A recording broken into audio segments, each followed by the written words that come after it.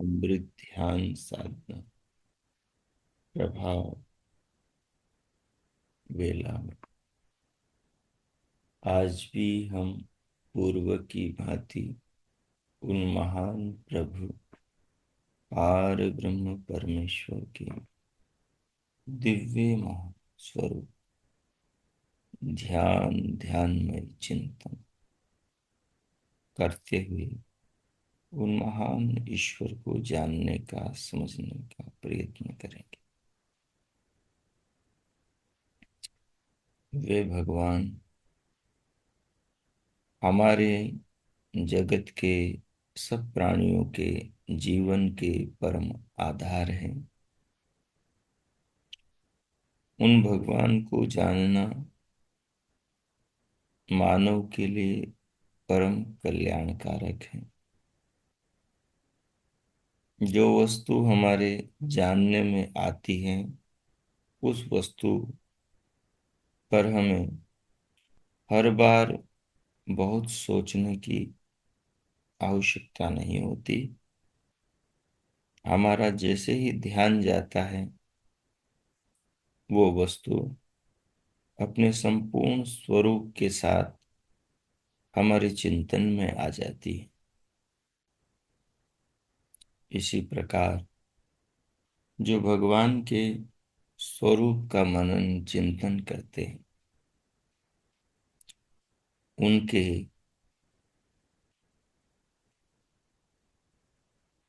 ख्याल में ईश्वर का भाव आते ही ईश्वर का जो स्वरूप है, जो सर्वव्यापक है, जो सर्वज्ञ है, जो विश्वकर्मा है, जो अंतर्यामी है, सबका आत्मा रूप है और सबसे जो वस्तुतः तत्वतः अलग है, जो सर्वज्ञ है, सब अल्पज्ञ जीवों पर कृपाओं की वर्षा करता है, ऐसा जो महान पिता है, ऐसा जो महान परमेश्वर है, उस परमेश्वर की दिव्यता, उसके स्वरूप में सद्गुणों की अनंतता, उसका अन्वेषण, उसका चिंतन, उसको जानने का प्रयास, उसकी खोज करने वाले के लिए उसी प्रकार से एक अगाध सागर की तरह, जैसे कोई एक बूंद और एक सागर हो, जैसे कोई एक तिल्ली का प्रकाश और पूरा सूर्य हो, जुगनू या सूर्य हो, जैसे कोई शीतलता की एक बूंद और चंद्रमा की चांदनी। तो जीव के सामने गुणों के स्तर में परमात्मा एक महासमुद्र की तरह, जैसे जुगनू के सामने सूर्य एक कण के सम्मुख पहाड़ के समान। तो जब ये कण इस पहाड़ की महिमा के अवलोकन का प्रयास करता है, तो सोचो कितना समय इसको इस पहाड़ के अवलोकन में लगेगा। और ये तो समझाने की बात है। परमात्मा आत्मा के सम्मुख पहाड़ की तरह ही थोड़ी ना है। पहाड़ तो आरंभ से अंत वाला है। परमात्मा तो स्वरूप से अनंत है, गुणों में अनंत है, दया में अनंत है, करुणा में अनंत है, स्नेह में अनंत है, निभाने में अनंत है। परमात्मा तो अनंत गुणों से विभूषित है। तो ऐसे अनंत गुणों से विभूषित जो भगवान है, जब उस अनंतमयी परमात्मा सत्ता में ये उपासक प्रवेश करता है, तो उसकी अनंतता के अंदर विभोर हो जाता है और अपने आप को भूल जाता है। सागर में बूंद गिर के अपने आप को अलग कैसे रखेगी? माना कि सागर से बूंद का अस्तित्व अलग है। गेहूं के अनंत कण हैं, उनके बीच एक कण को डाल दोगे तो उस एक कण का अन्य गेहूं के दानों से अस्तित्व अलग है, अलग है उस ढेर से। एक बहुत कई किलोमीटर के कपड़े के वस्त्र के सामने एक धागा कुछ भी तो नहीं। धागे का अस्तित्व अलग है उस कपड़े से।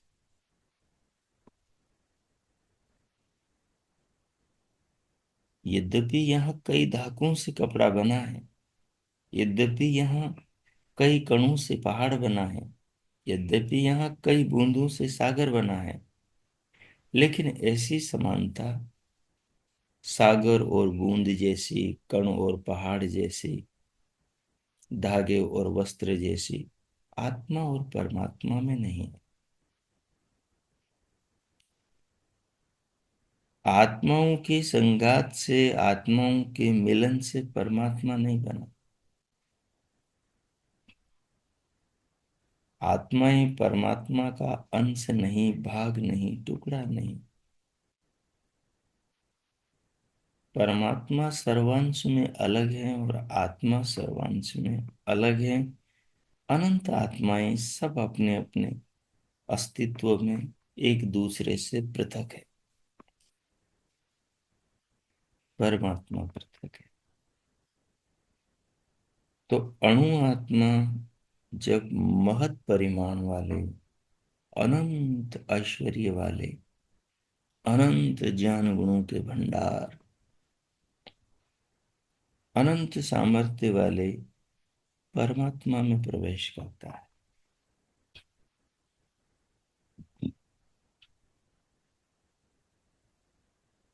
एक निर्धन व्यक्ति एक ऐसे धनवान व्यक्ति के खजाने में प्रवेश करता है जिस खजाने में कितने पैसे हैं ये खजाने के मालिक को पता नहीं। इसी को अनंत कहते हैं, क्योंकि यहाँ मालिक भी अल्पज्य है। ये जो खजाने में जा रहा है,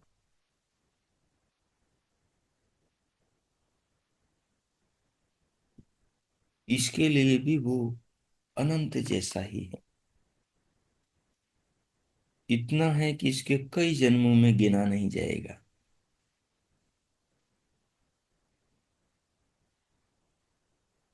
उस विपुल भंडार के सामने इसकी पॉकेट की चवन्नी कुछ भी नहीं। ऐसे ही हमारे गुण परमात्मा के गुण समुदाय की महासागर के सन्मुख एक बूंद की भांति है, पहाड़ के कण की भांति है।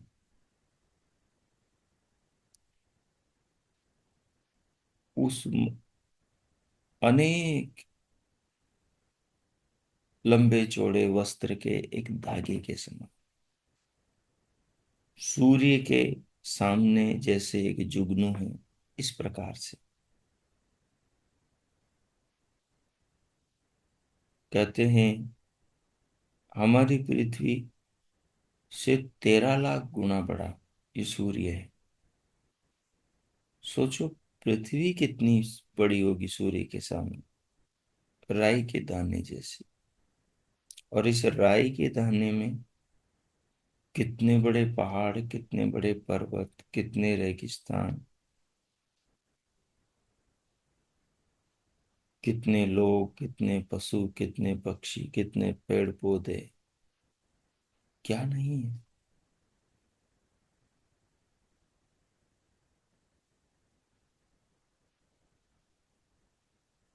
तो जब ज्ञान, विज्ञान, विवेक, साधना और तपस्या के साथ साधक परमात्मा के अनंत गुणों में प्रवेश करता है, तो उस अनंतता में विभोर होकर स्वयं को साधक भूल जाता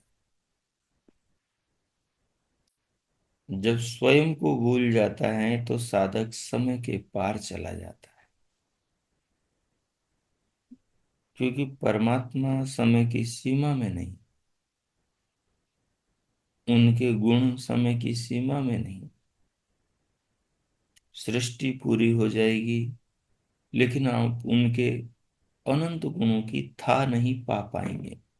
इसलिए ऋषियों ने नेति नेति कह के अपनी वाणी को विराम दिया। इसके आगे हम उसकी व्याख्या नहीं कर सकते, क्योंकि वो अनिर्वचनीय है, अव्याख्या है।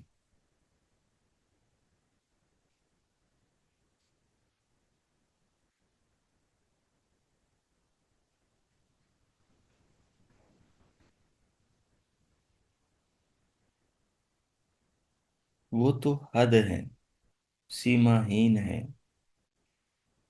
न हम दौड़ के उसकी सीमा को छू सके,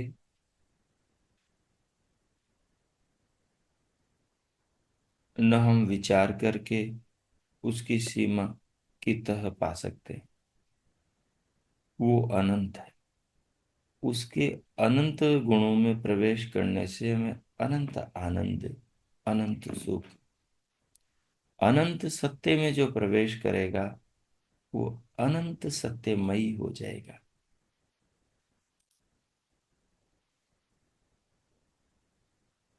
प्रकृति निरानंद है, आत्मा निरानंद है। प्रकृति में जो सुख पैदा हुआ है वो परमात्मा की कला से पैदा हुआ है, परमात्मा की प्रतिभा से जन्म लिया है वो सुख ने। आदमी समझता है ये प्रकृति का सुख है। प्रकृति तो परमाणुमय है, सत्व गुण, रजोगुण, तमोमय है। उन परमाणुओं को पदार्थों में परिवर्तित करने की कला परमात्मा की है। सुख कला से पैदा होता है, परमाणुओं से नहीं।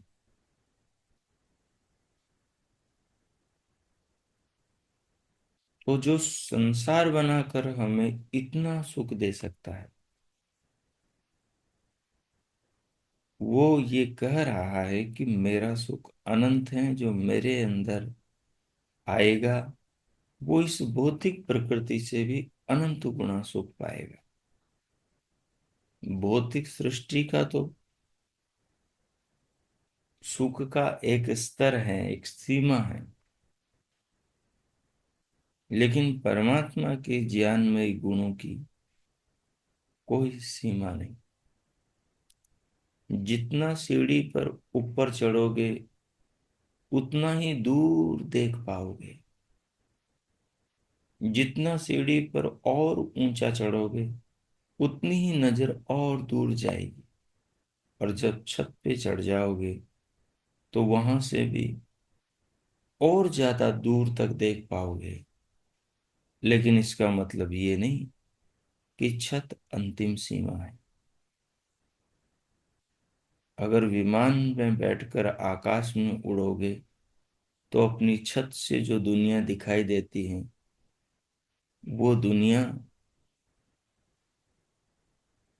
तो जो विमान से दिखाई देती है उसके सामने एक सागर की बूंद, पहाड़ के कण, सूर्य के सामने जुगनू के समान है।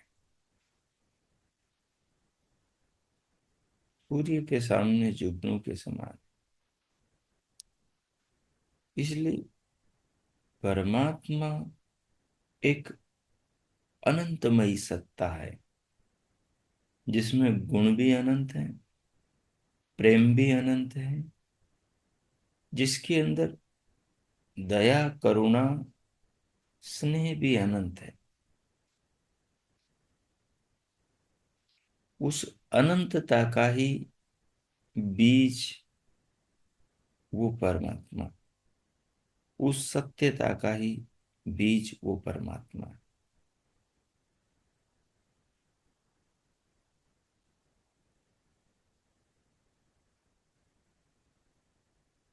और उसकी महिमा से हमारा जीवन बना है। उसकी महिमा से हमारा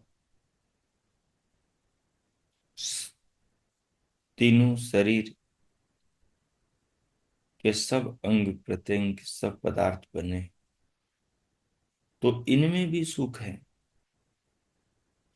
जिसे हम जीवन में महसूस करते हैं। लेकिन इस सुख की एक सीमा है। इस सुख की सीमा क्षण है। ये एक क्षण तक सुख देता है। और सेवन करोगे तो कुछ और सुख देगा। और सेवन करोगे और सुख देगा। लेकिन लगातार सेवन करोगे तो दुख देना शुरू कर देगा। लेकिन परमात्मा में प्रवेश करोगे तो सुख मिलता चला जाएगा और बढ़ता चला जाएगा। जैसे सीढ़ियों को चढ़ते हुए दृष्टि के दूर दूर जाने से नई नई दुनिया, नए नए रहस्य, नए नए घर, नई नई भवन दिखाई दे रहे थे। और विमान में बैठकर ऊपर उड़े तो देखा उसके सामने तो जो छत से देख रहे थे वो सागर के सामने एक बूंद भर है।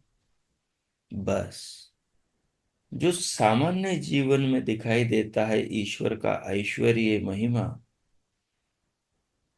वो समाधि के द्वारा जो दिखाई देता है उसके सामने एक बूंद भर है।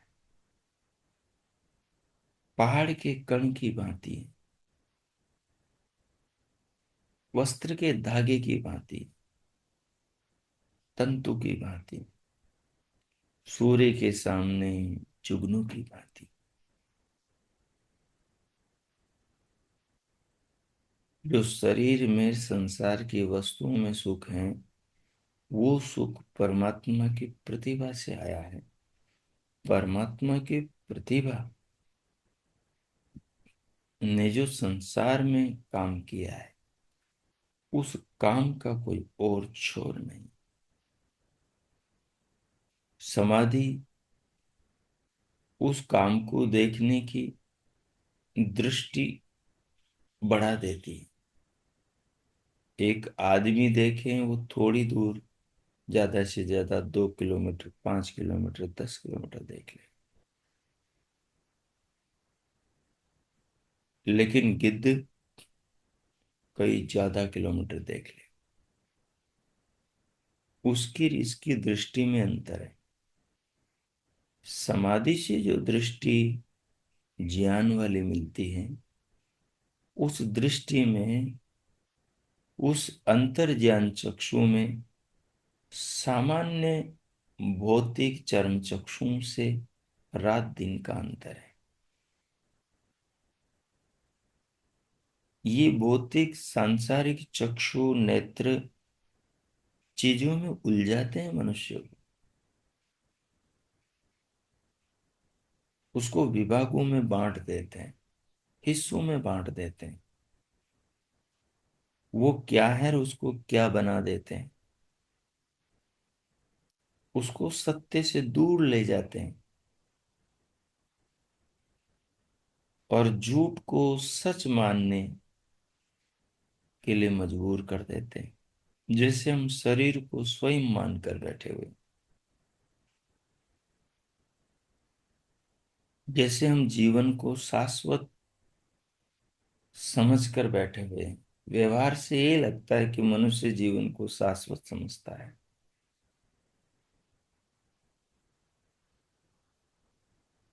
क्योंकि सिद्धांत जब तक प्रैक्टिकल चिंतन में नहीं उतरते तब तक वो बाहर के जगत में बहुत सामान्य से प्रतीत होते हैं। लेकिन समाधि के द्वारा जब दृष्टि बढ़ती है, जब ज्ञान का स्तर बढ़ता है, तो वेद व्यास कहते हैं कि जैसे सागर में एक बूंद, और जैसे कोई संपूर्ण अंधकार में एक जुगनू, या सूर्य के सामने एक जुगनू का प्रकाश, इतना सा जानने को संसार में रह जाता है। बाकी सब कुछ योगी जान लिया करता है। इतना जानने के बाद में फिर योगी के अंतर्भाव ऐसा बदला लेते हैं, ऐसे परिवर्तन स्थिति को प्राप्त होते हैं कि जो जानना था संसार में सब जान लिया, अब जानने को कुछ भी शेष नहीं रहा। मतलब इच्छाओं का अंत हो गया। जो पाना था संसार में सब पा लिया। मतलब अब पाने की, किसी को खोजने की, किसी वस्तु व्यक्ति को भोगने की इच्छा ही नहीं बची। इच्छाओं का अंत हो गया।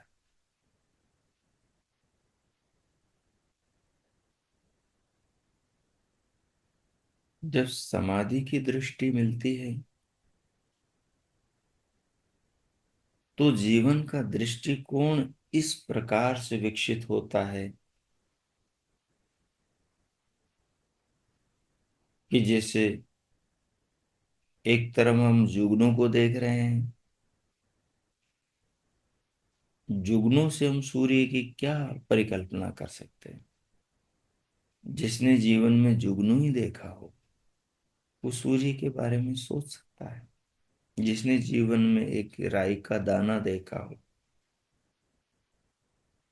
वो पहाड़ के बारे में सोच सकता है। जिसने धागा देखा हो वो कपड़े के बारे में सोच सकता है, मीलों लंबे कपड़े के बारे में। जिसने रेत का एक कण देखा हो वो रेगिस्तान की संपूर्ण रेत के टीलों के बारे में सोच सकता है।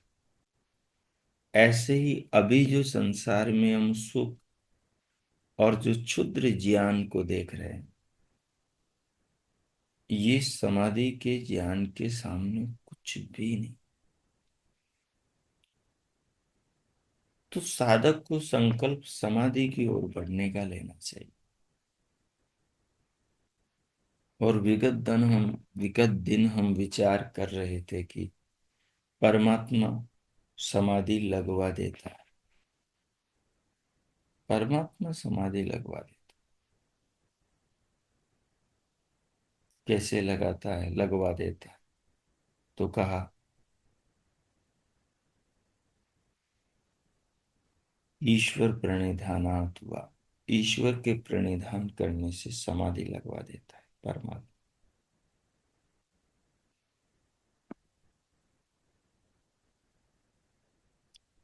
प्रणिधानात् भक्ति विशेषात् आवर्तितः ईश्वर तम अनुगृह्णाति अभिध्यान मात्रेण।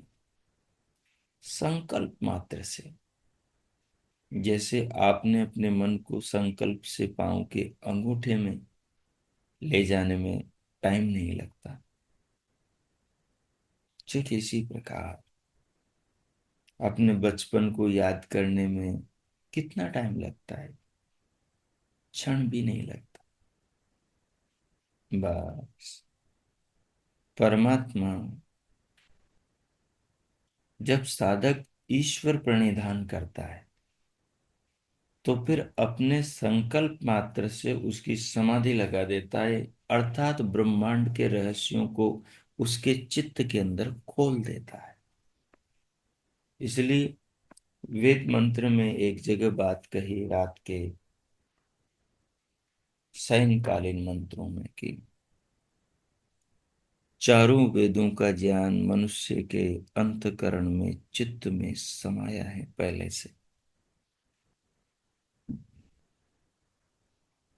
वो ज्ञान से मनुष्य रूबरू कब होता है? जब अपने चित्त के मंडल को ब्रह्मांड के मंडल के साथ में जोड़ लेता है। जब अपने एक देशी चित्त को सर्वदेशी विश्वकोश चित्त मंडल के साथ जोड़ लेता है।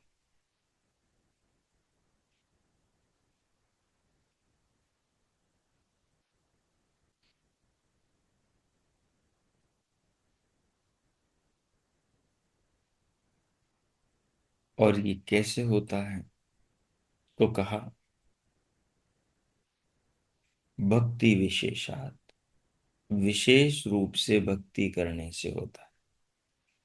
ये विशेष रूप वाली भक्ति क्या है? क्या है विशेष रूप वाली भक्ति? तो कहा आवर्तितः ईश्वर तम अनुगृह्णाति। बोले ईश्वर उस भक्त को अपने स्नेह का पात्र बना लेता है, जो भक्त ईश्वर को अपने अनुकूल कर लेता है। जो बच्चा, जो शिष्य, जो मित्र अपने हितैषी को, अपने प्रभु को, अपने ऊपर अनुकंपा की वर्षा करने वाले स्वजन को अपने अनुकूल, अपने आचरण से, अपने प्रिय प्रियाचरण से अनुकूल कर लेता है, वो उसके स्नेह का पात्र बन जाता है। परमात्मा के स्नेह का पात्र वो आत्मा, वो उपासक बनता है जो परमात्मा के वेदा आज्ञा का जीवन में पालन करता है, जीवन में उसको धारण करता है। वो परमात्मा अपने द्वार उसके लिए खोल देता है।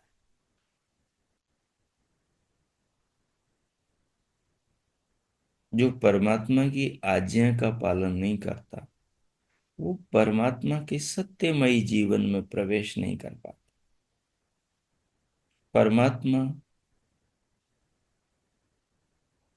का जो अनंत आनंद का, सत्य गुणों का साम्राज्य है, उसमें झूठ के साथ, छल के साथ, कपट के साथ, अज्ञान के साथ, अविवेक के साथ जाया नहीं जा सकता।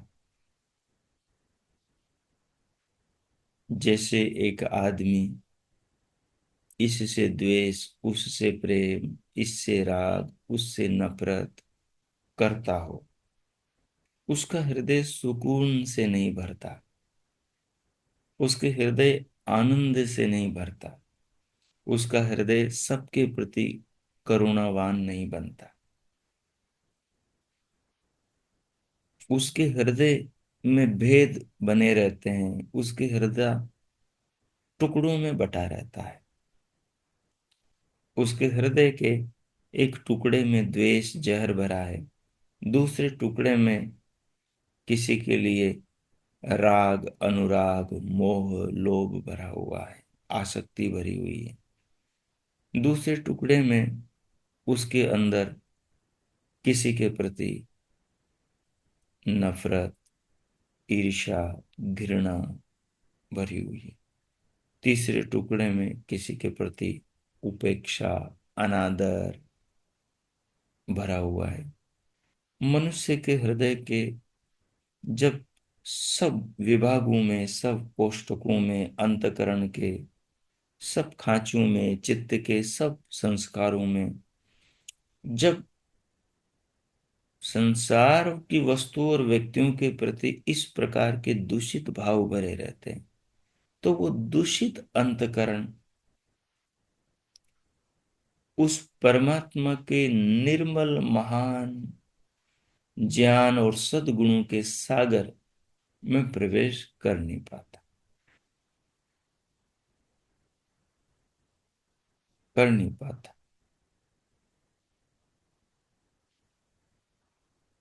पत्थर पानी पर तैरते हैं, कला से तैरते हैं। कहते हैं राम ने पत्थर फेंका, सागर में डूब गया। वही पत्थर नल और नील ने लगाया तो पत्थर तैर गया। राम इंजीनियर नहीं है, राम के पास में अपने गुण हैं, लेकिन पानी पर पत्थर तैराने के लिए अलग गुणों की आवश्यकता है। वो अलग शिक्षा है, वो अलग प्रतिभा, कला, टैलेंट है। वो अलग तरह से अर्जित किया जाता है। वो नल नील ने अर्जित किया है।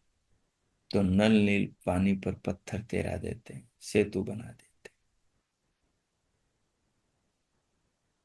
आप धन में कितने ही बड़े हो,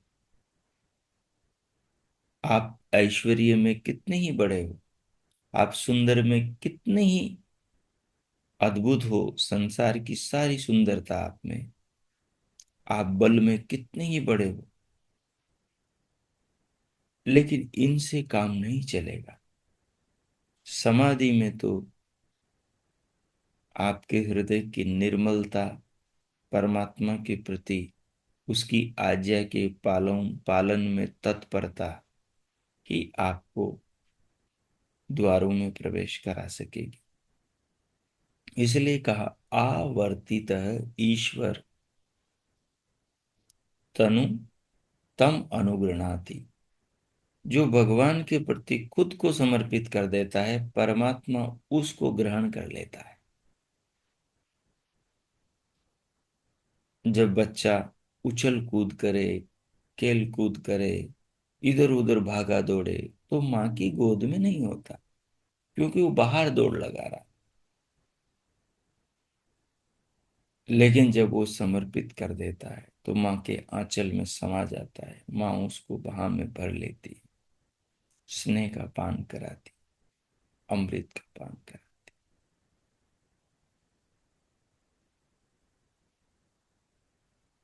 जो परमात्मा का जितना बड़ा भक्त होगा, वो परमात्मा को उतना ज्यादा याद रखेगा।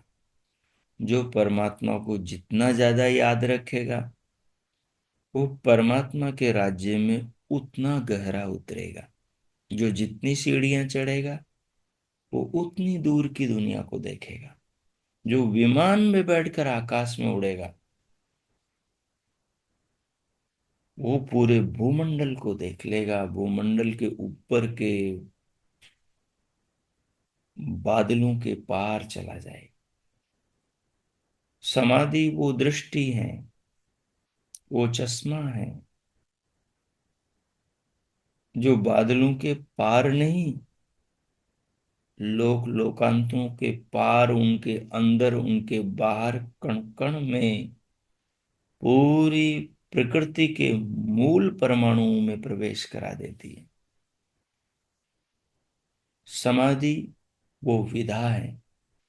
समाधि वो सर्वोत्तम प्रतिभा है। उस प्रतिभा का जन्म अहंकार से, अभिमान से, छल से, कपट से, राग द्वेष से, अर्थात यम नियमों के विपरीत आचरण से विकास प्राप्त नहीं होता, प्रतिभा का जन्म नहीं होता। उस प्रतिभा का जन्म यम नियमों के अनुसार जीवन जीने से होता। राग का, द्वेष का, काम का, क्रोध का एक भी कतरा आगे बढ़ने नहीं देगा, एक भी कतरा आगे नहीं बढ़ने देगा।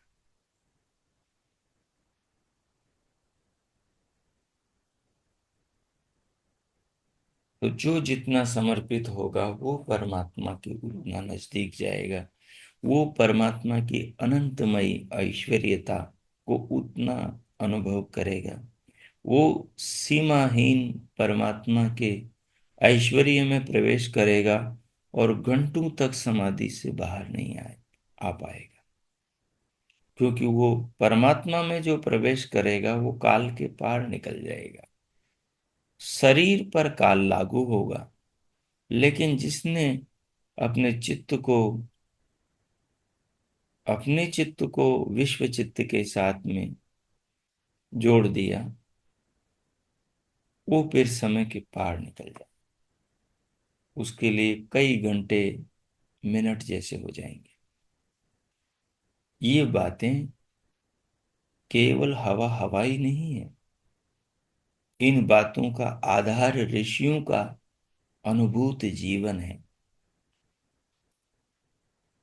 उन्होंने इन उपलब्धियों को जीवन में पाया है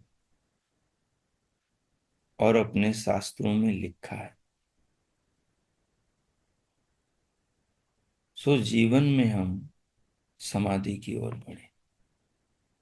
जीवन में समाधि की ओर बढ़ने के लिए परमात्मा की ओर बढ़ना होगा। परमात्मा की ओर बढ़ने के लिए परमात्मा को जानना समझना होगा। और परमात्मा को जानने समझने के लिए परमात्मा के आदेश का पालन करना पड़ेगा। परमात्मा का आदेश सद्गुणों को धारण करने और दुर्गुणों को छोड़ने का है। जो जितना सद्गुणों का धारण करेगा और दुर्गुणों को जितना छोड़ेगा, वो परमात्मा के उतना करीब, उनकी कृपा का उतना पात्र बनता चला जाएगा।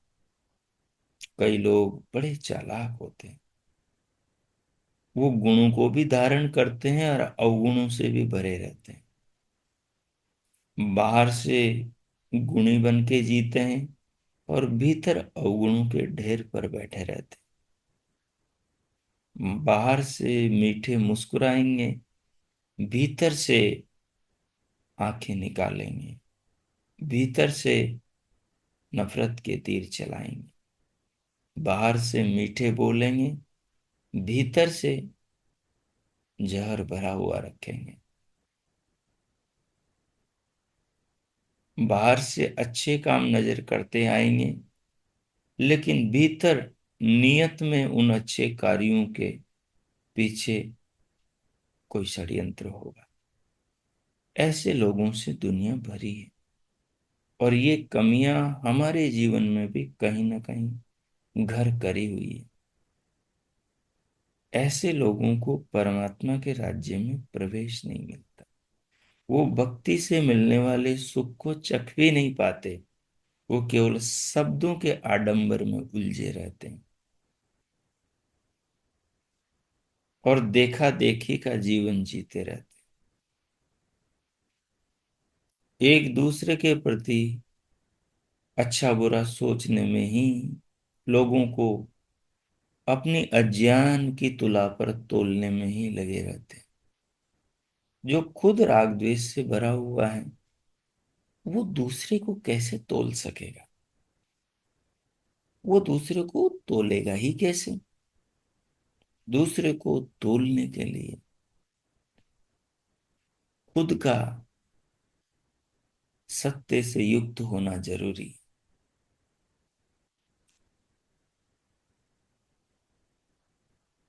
जिसमें सत्य नहीं, वो दूसरे का अवलोकन, वो दूसरे का माप, वो दूसरे को तोलने का काम नहीं कर सकता। करेगा तो बेईमानी होगी। जिसमें उसका राग होगा उसको नंबर ज्यादा देगा, जिसमें उसका द्वेष होगा उसके नंबर घटा लेगा, वहां चोरी कर जाएगा। और जहां राग आसक्ति होगी वहां उदारता दिखाएगा। यही अज्ञान की कसौटी।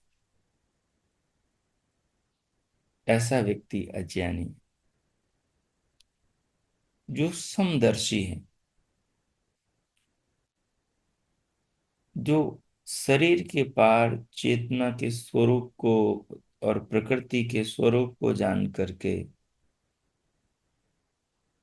विचारों में एक दिव्यता बना के रखता है, चिंतन में एक दिव्यता बना के रखता है, और जीवन को संसार के अवगुणों से अछूता बचा के रखता है। वो ही परमात्मा के स्नेह का पात्र बन पाता है।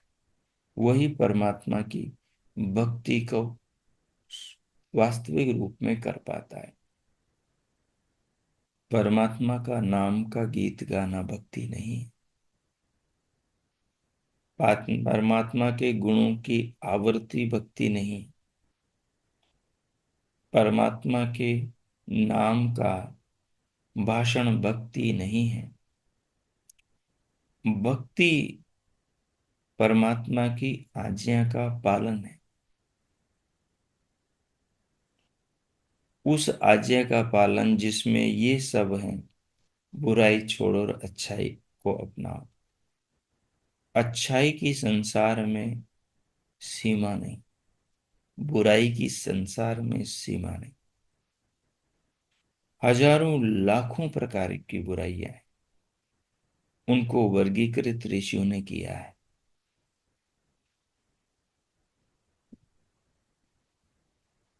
उनके विभाग ऋषियों ने किए, और कुछ विभागों में सबको समेट लिया है। अच्छाइयां भी अनंत है, क्योंकि वस्तुएं और व्यक्ति संसार में अनंत है। लेकिन उनको वर्गीकृत करके अच्छाइयों को भी ऋषियों ने समेटा है। उन अच्छाइयों और बुराइयों को बताने के लिए उन्होंने 5 और 5 10 यम नियमों को बनाया है, जो चारों वेदों का अवलोकन करके बनाया।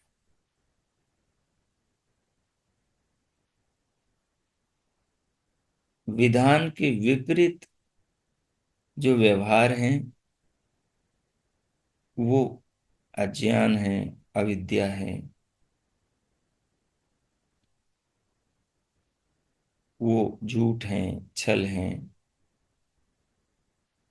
और जो विधान के अनुरूप व्यवहार है, चिंतन है, कार्य है, वो ही वास्तव में विद्या है, ज्ञान है, सद्गुण है, कल्याण का द्वार है। विधान ईश्वर का बुराई को छोड़ अच्छाई को अपनाने का है, अवगुणों को झाड़ सद्गुणों को ग्रहण करने का है। तो ऋषि पतंजलि और वेदव्यास कहते हैं कि अगर ईश्वर के राज्य में प्रवेश करना है, जब जन्म को सफल बनाना है, तो भक्ति करो भगवान की। भक्ति का अर्थ उनके गुणों को अपने जीवन में पालन करना। परमात्मा का गुण सत्य है। परमात्मा सत्य स्वरूप, निर्विकार स्वरूप है। विकार काम क्रोध लोभ मोह छल कपट ईर्ष्या द्वेष, ये विकार। परमात्मा निर्विकार, इन विकारों से रहित। क्योंकि अगले ही सूत्र में कहा, क्लेश कर्म विपाका सैष रपरामृष्ट पुरुष विशेष ईश्वर। और वेदव्यास कहते हैं, बोले वो परमात्मा कभी दोषों से, अज्ञान से युक्त हुआ ही नहीं। अविद्यादय क्लेशा कुशल अकुशलानि कर्माणि तत्फलम विपाक तद अनुगुणा वासना आशया।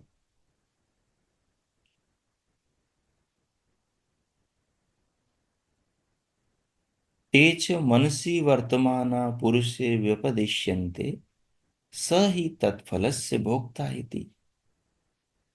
और अंत में कहा, यो ही अनेन भोगेन अपरामृष्ट स पुरुष विशेष ईश्वर।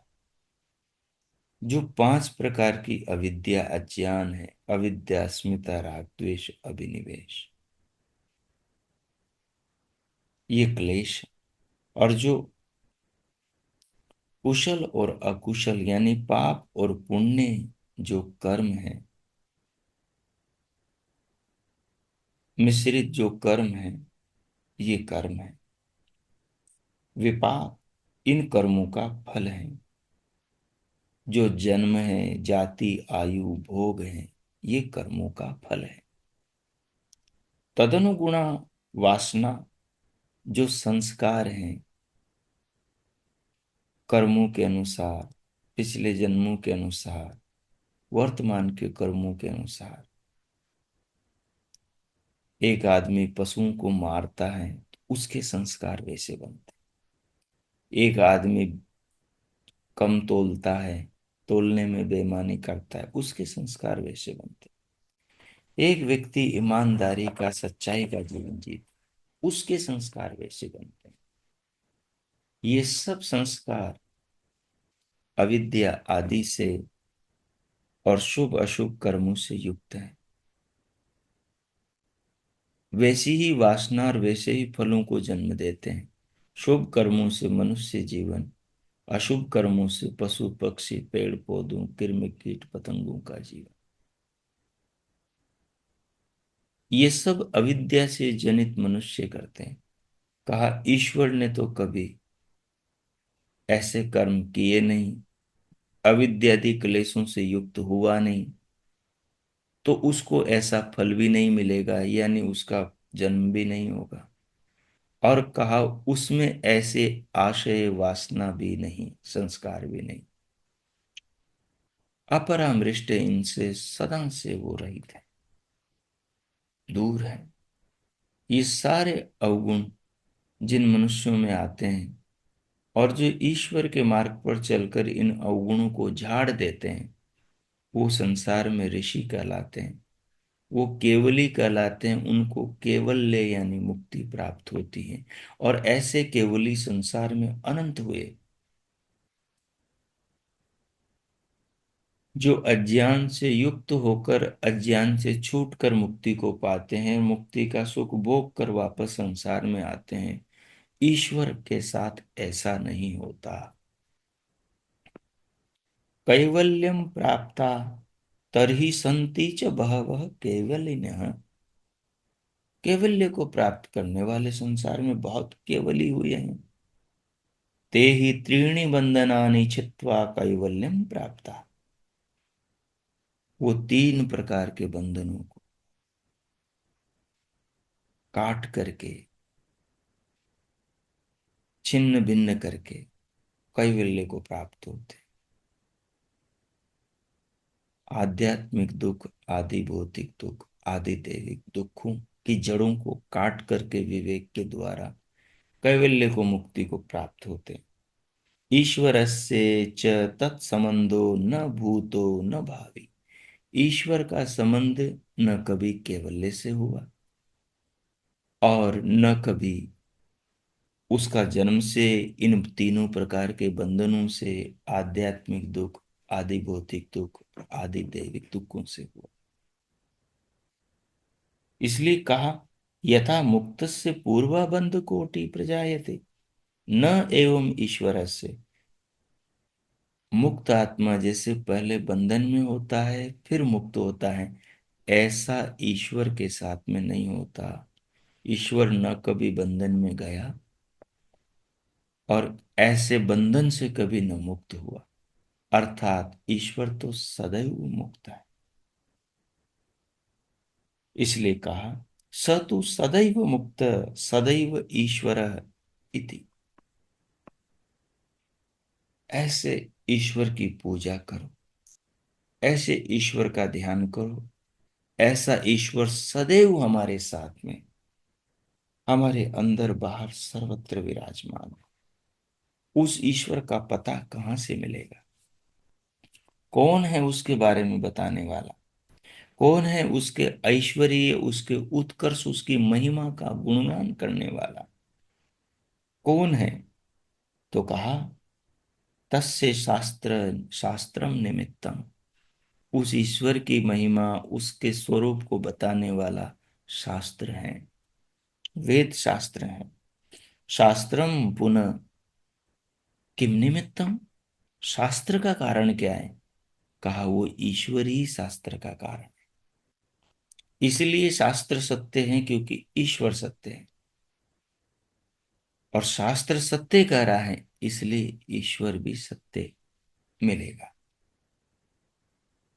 शास्त्र के मार्ग पर चले, मनुष्यों के शास्त्रों के नहीं, ईश्वर के शास्त्र के।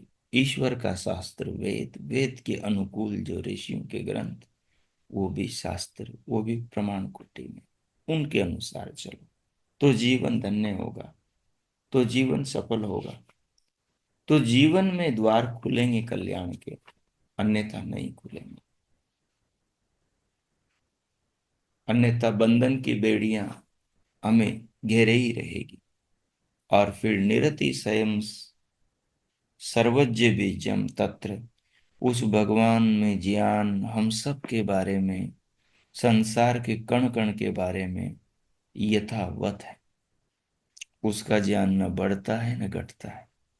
संसार जैसे जैसे क्षण क्षण चल रहा है, उसका यथावत पूरा का पूरा ज्ञान उसको वैसा का वैसा रहता है। आज हम क्या है, क्या बोल रहे हैं और हैं क्या, क्या देख रहे हैं और सोच क्या रहे हैं,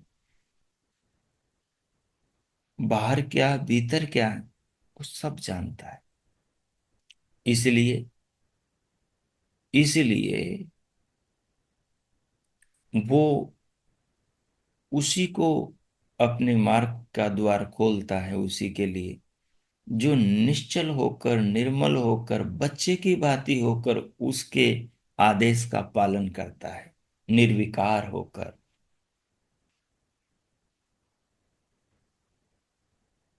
इंद्रियों के दोषों में, इंद्रियों के विकारों में, इंद्रियों की पकड़ में जो जकड़ा हुआ है, वो कैसे भगवान के पथ से गुजरेगा? चले, इसलिए आओ अपने जीवन में हम संकल्प लें और ईश्वर की निष्ठा को अपने जीवन में प्रतिष्ठित करें। ईश्वर की निष्ठा, ईश्वर का वेद, ईश्वर का आदेश। तन्निष्ठ से मोक्षोपदेशात। ऋषियों ने कहा, जो ईश्वर में निष्ठा रखता है, जो ईश्वर में प्रतिष्ठित होता है, जो उसको अपने जीवन में प्रतिष्ठित करता है, मुक्ति के उपदेश केवल उन लोगों के लिए हैं, बाकी के लिए नहीं है। तन्निष्ठ से मोक्षोपदेशात, ये वेदांत का सूत्र महर्षि वेदव्यास का है। आइए जीवन के प्रति गंभीर बने, चंचलताओं का त्याग करें, स्वयं को संकल्पित करें, और सूर्य के समान संसार में अपने को प्रकाशित करें, सद्गुणों को जीवन में धारण करें। जो भी बुराई दिखे चुन चुन कर उसको बाहर फेंक दें। आइए भगवान के नाम का स्मरण करते हुए मैं 2-4 मिनट मौन हो जाऊंगा, और आपने जो महसूस किया इसे आत्मसात कीजिए और प्रतिज्ञा कीजिए कि शेष जीवन में परमात्मा की ओर बढ़ेंगे, और इस प्रतिज्ञा को व्यवहार में चरितार्थ करने का कठोर पुरुषार्थ करके संपादित करने का प्रयास कीजिए। मैं मौन होता हूँ। प्रभु का स्मरण कीजिए, जो भाव जगे उनके अनुसार स्वयं को संकल्पित कीजिए। 3-4 मिनट मौन होता हूँ, कीजिए। ओ।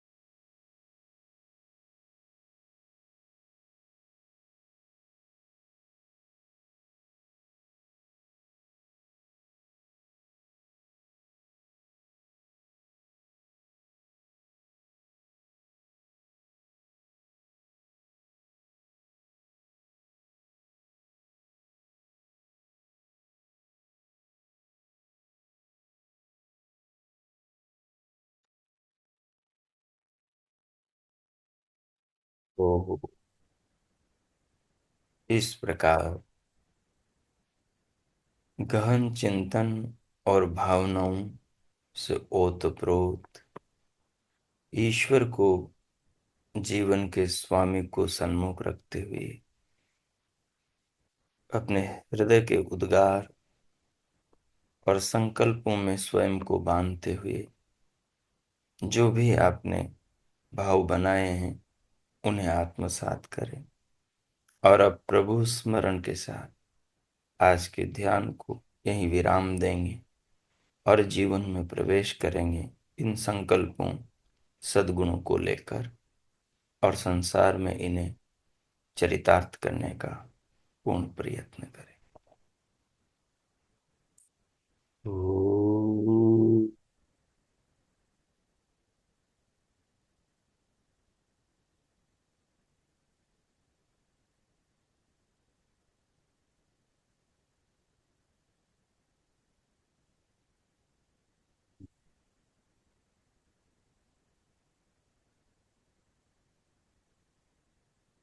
शांति। शांति। शांति। ओम। ओम। आज का आप सबका दिन शुभ हो, मंगल। प्रभु से बहुत बहुत मंगल कामनाएं, शुभकामनाएं। इति ओम। शांति।